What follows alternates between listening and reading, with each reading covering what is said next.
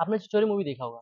छिछोरे movie जो सुशांत सिंह राजपूत के थे, वो एक जेईई मेन के एस्पिरेंट के बेस पे था कि जेईई मेन का बच्चा होता है जो जेईई मेन का तैयारी करता है, आईआईटी जेईई का तैयारी करता है कि अच्छा भविष्य सिक्योर करने के लिए आईआईटी जेईई का पेपर देता है कॉलेज में पाने के लिए। उस आईआईटी एडवांस में उसका कुछ मार्क्स से वो पेपर रह जाता है, नहीं हो पाता है। स्टिल वो इतना मतलब सोचने लगता है उस चीज़ को कि मेरे पेरेंट्स जो थे, वो एक सेटल पेरेंट्स हैं, एक सक्सेसफुल पेरेंट्स हैं और वो काफ़ी अच्छे ओहदे पे हैं, उनके पास पैसा है, लग्ज़रियस लाइफ़ है, सब कुछ है और मेरे पास कुछ नहीं है, मेरे से एक पेपर क्लिक नहीं हुआ और वो सुसाइड कर लेता है बंदा, कूद जाता है अपने दोस्त के छत से। उसके बाद सुशांत सिंह राजपूत जो इस फ़िल्म के हीरो हैं, हीरो तो सभी हैं, जो उसमें जितने किरदार हैं, लेकिन मेन हीरो जो सुशांत राजपूत हैं, वो बताते हैं कि उसकी उनकी लाइफ़ का सबसे मेन चीज़ क्या था। वो जीनियस नहीं थे, वो एक प्रकार का मतलब सक्सेसफुल पर्सन थे, वो लूज़र थे, एक फेलियर इंसान थे। एक फेलियर इंसान कैसे उस मुकाम में बैठा हो जाता है। तो उनको क्या था कि उस दौरान में उनके पूरे कॉलेज में उन्होंने दिखाया कि फेलियर किस तरह थे। फेलियर इसलिए थे कि उनका जो जी6 था, जी6 था उनका ग्रुप, वो जी6 कॉलेज में सबसे लोअर हॉस्टल होता है उनका जी6 और वो जीतने के लिए क्या करते हैं कि सब एक प्रॉमिस करते हैं कुछ मैं ऐसा चीज़ अपने दाँव पे रखेंगे, कुछ ऐसा चीज़ हम रखेंगे जिससे हमको बहुत बुरा फ़ील हो। हमें ऐसा फ़ील हो कि अगर वो चीज़ हमारे पास नहीं होगी, तो हमें बहुत ज़्यादा तकलीफ़ होगा। तो सुशांत सिंह राजपूत जो ये हैं, हीरो हैं, वो रखते हैं कि हीरोइन से बात नहीं करेंगे, ठीक है? और सेक्सा जो होता है वो सेक्स ही नहीं दिखेगा और जो केटकर होता है वो दारू नहीं पिएगा। मम्मी जो होता है मम्मी से बात नहीं करेगा। एसिड जो होता है वो सिगरेट नहीं पिएगा, नशा नहीं करेगा।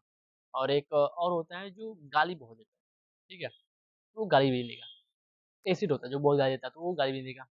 और एक सबका बुनियादी बाप होता है जो सिगरेट बोलता है वो सिगरेट छोड़ देगा। मतलब हर एक इंसान वो एक ऐसा प्रॉमिस लेता है जो वो उसको छोड़ना बहुत तकलीफ़दायक है।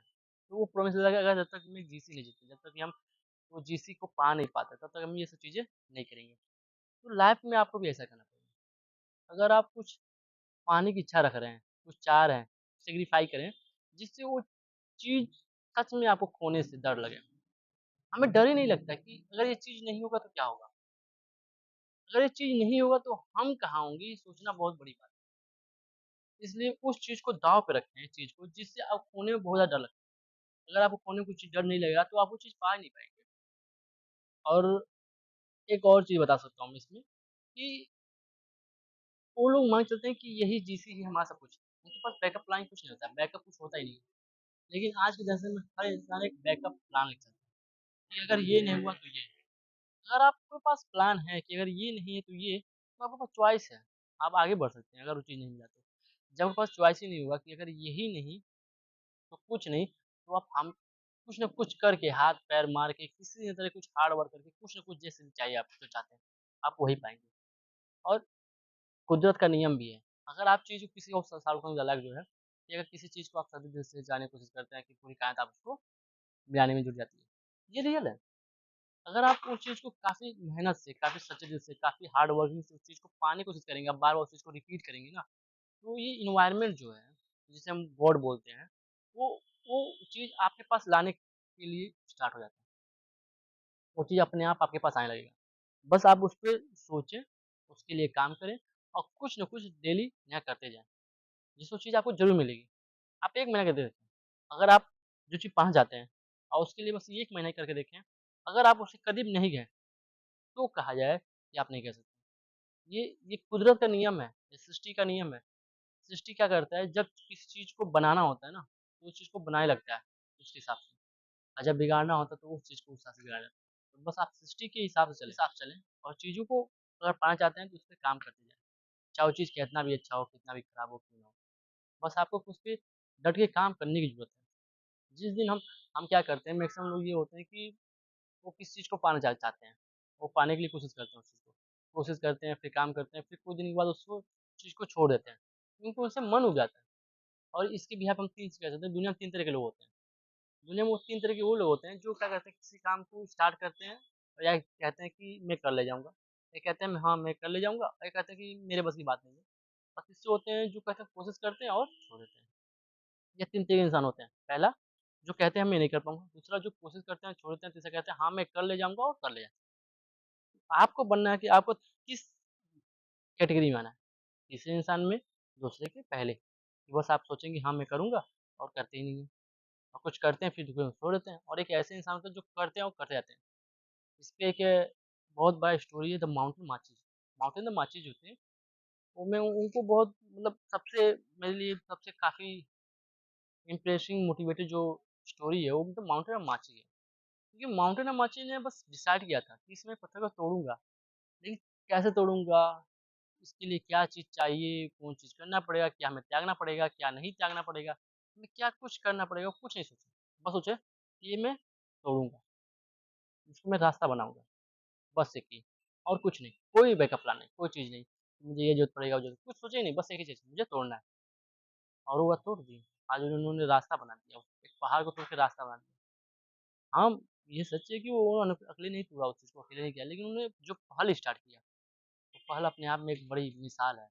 जिस वजह से आज हम उनको जानते हैं, द माउंटेन ऑफ माची उनके नाम से कई स्टोरी हैं, कई कहानी और वो हर इंसान उसे याद रखेगा, हमें नहीं याद रखेगा, एक कहानी के तौर पे। तो ये पहल करना ही बड़ी बात होता है। कुछ लोग तो पहल ही नहीं करते हैं, मतलब वो सोचते हैं कि क्या कर फ़ायदा, कुछ होगा नहीं। अरे जब तुम कुछ करोगे नहीं तो होगा कहाँ कुछ? रूम में बैठने से सोचो कि मेरे पास महल आ जाएगा और मैं वो चीज़ हर चीज़ पा जाऊँगा जो मुझे पसंद है, नहीं मिलेगा ना। कुछ पाने के लिए तुम्हें आगे बढ़ना पड़ेगा, निकलना पड़ेगा, दुनिया को देखना पड़ेगा, कई सैक्रिफ़ाई करना पड़ेगा, कई तरीके तुम्हें तकलीफ़ सहना पड़ेगा, कई लोगों से तुम्हें डाँट खाना पड़ेगा, कई लोगों से बेइज़्ज़ती होना पड़ेगा। जब तक तुम ये सब चीज़ झेलोगे नहीं तो कैसे समझोगे कि मुझे सच में वो मिलेगा नहीं मिलेगा, वो सच में मेरे लायक है कि नहीं लायक है। हम लोग तकलीफ़ से डर जाते हैं, हम लोग डरते हैं कि भाई कि अगर कोई कह दिया तो क्या होगा? अरे कहने दो ना, क्या बिगड़ जाएगा उससे? तुम छोटे हो जाओगे, नहीं होगे, तुम्हें बेइज़्ज़ती हो जाएगा, क्या तुम्हें बेइज़्ज़ती फ़ील हो जाएगा? किस बात का बेइज़्ज़ती? हम दुनिया में किस चीज़ के हैं? कौन चीज़ हमारा है? जो कपड़ा है वो हमारा नहीं है, जिस मकान में रहते हैं वो हमारा नहीं है। ये यहाँ पे सब किराएदार ही हैं, तो किस बात का डर है? जो तुम्हें अच्छा लगता है तुम वो करो ना, करो। गलती होगी, बेइज़्ज़ती होगा, लोग डाँटेंगे, बोलेंगे, कई लोग खींचेंगे, कई लोग पीछे तुम्हें छेड़ देंगे, कहेंगे तुम्हारे बस का नहीं है। बोलने दो। वो हमेशा बोलते रहेंगे। ऐसे बोलने वाले ही इंसान दुनिया में मैक्सिमम परसेंट जो लोग ऐसे ही हैं, जो ये बोलते हैं कि तुम नहीं कर पाओगे। कोई इंसान अगर बोल रहा है ना, कि तुम नहीं कर पाओगे, इसका मतलब ये नहीं है कि तुम नहीं कर पाओगे। इसका मतलब सिंपल ये है कि वो नहीं कर पाया, इसलिए तुम नहीं कर पाओगे। सिंपल यही मीनिंग है। अगर कोई कह रहा है कि तुम्हारे बस की बात नहीं है, तो तुम मत कहो हाँ, बोल दो हाँ नहीं कर पाऊँगा। कह दो हाँ, मेरे बस का नहीं है। तुम्हारे बस की बात नहीं वो अलग बात है, लेकिन उसके बस की बात नहीं थी तभी वो बोल रहा है। एक बार कपिल शर्मा शो पे क्या हुआ था, उन्होंने एक इंटरव्यू में बोला था कि एक आदमी है उसे बोला कि मैंने हाथी को बड़ा सा जानवर हाथी को उड़ते हुए देखा। तो कपिल शर्मा शो उससे बहस थोड़ी करेंगे, वो तो मैच्योर आदमी है, समझदार इंसान है। उन्होंने क्या जवाब दिया कि हाँ, मैंने एक हाथी को उड़ते देखा और उड़ के मेरे छत पे आया था। रिप्लाई हो गई। तो जो इंसान जैसे बोल रहा है ना, उसको उसके हिसाब से दो। किसी को मतलब वेरीफ़ाई करने की ज़रूरत नहीं है, किसी को समझाने की ज़रूरत नहीं है। दुनिया में नासमझ बहुत हैं, कितने लोगों को समझाओगे? सबको समझाने के लिए बड़े बैठेंगे तो साला हम थक जाएँगे समझाते-समझाते। जो नहीं समझ रहा समझने दो, भाड़ में जाओ। मुझे अपने लाइफ़ से मतलब है यार, लोगों का समझा क्या फ़ायदा? हाँ? एक सवाल बताओगे, दूसरा सवाल ला देगा, तीसरा बताओगे, चौथा ला देगा, चौथा लाओगे, पाँचवां उनका सवाल ही खत्म नहीं होगा, तुम बताते-बताते थक जाओगे। तुम ऊब जाओगे सवालों से।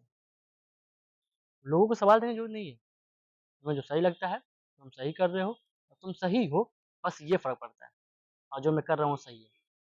यही मायने रखता है रियल लाइफ़ में। लोग क्या कहते हैं, लोग क्या सोचते हैं, लोग क्या ओपिनियन बनाते हैं तुम्हारे में, घंटा नहीं फ़र्क पड़ता इससे।